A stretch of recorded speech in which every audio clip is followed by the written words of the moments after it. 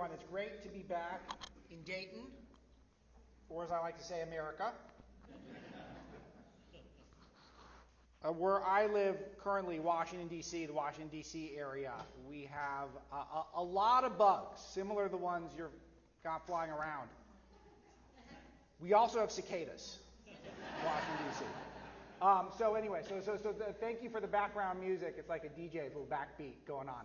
We actually have a different variety. We've got ones that sound like a siren. So you wake up in the morning, our cicadas are.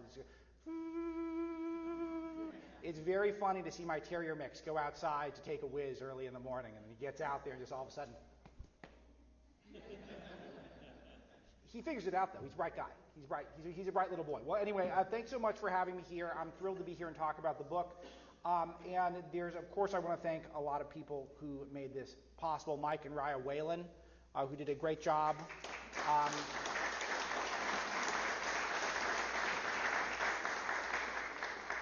Lee LaBeouf, and of course, Bill LaBeouf, and our sponsor, Low Friction Investing. Very cool. I haven't had a sponsor for one of these things before. I'm relatively new to being an outwardly facing public person. I have been very lucky to get to work behind the scenes with some of the biggest names in conservative media and conservative politics over the years. I was hired by Andrew Breitbart as his first employee when I was 21 and a student at UC Berkeley. Don't laugh. Don't laugh. It was on purpose. I went on purpose, and happy to talk about that later.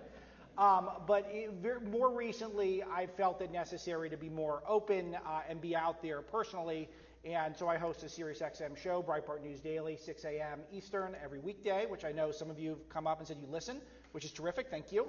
And if you don't listen, you're missing a lot. You're missing out. Because you're missing out on Bill, because Bill was a caller, as he mentioned. And I consider it a very good sign in my life that when you have fans that turn into friends, who turn into advisors and colleagues like Bill, I know I'm off to a good start. So thanks again to Bill LaBeouf for this.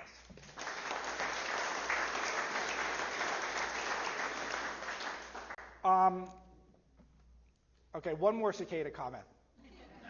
When I had my first cicada encounter of the year, which predated the media, I was very concerned because I thought this was going to completely overwhelm all of media. And there's important stuff to talk about in this country right now. There's a lot going on that is not necessarily good things, and we need to spend the time discussing them. But I thought we were going to get overwhelmed by a cicada news cycle. And I noticed this when I was in my swamp home just outside of D.C. in Arlington, Virginia. And I noticed that there was at least 1,000, but maybe upwards of 1 billion cicadas on my property somewhere about a month ago. And they're the nastiest things I've ever seen in my life. And I know there's some of you who are cicada philes. You like the cicadas. I'm not with you on this. I think they're horrifying. And they're not dangerous, but they're huge and they're gross. And they're all over the place. And you know who's on the side of the cicada philes? It is the people who are controlling our cookbooks and our news outlets who are telling us these are a delicious and nutritious source of protein.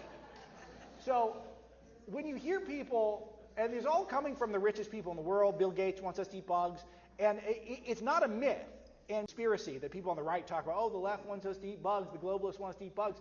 Okay, you can all take out your phones, not now, hopefully, because we've got to focus for the next hour. But after that, you will search around and you will see all of the delicious cicada recipes coming out of the establishment media. Teriyaki cicada. I feel like I'm supposed to take a bag with me and take them to all my steak eater friends and just say, hey, here you go. This is dinner for you if Bill Gates is put in charge of more than he already is. That's what they want for you.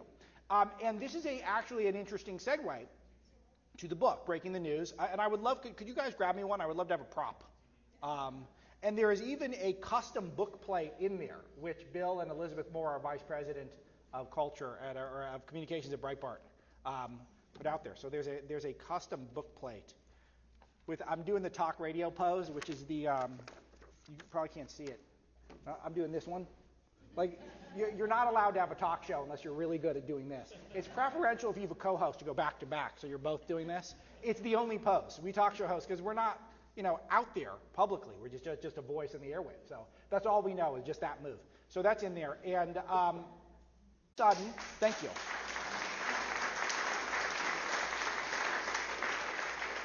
And then all of a sudden, overnight, it seemed like everything about America was horrible. And this was all people in conservative media, people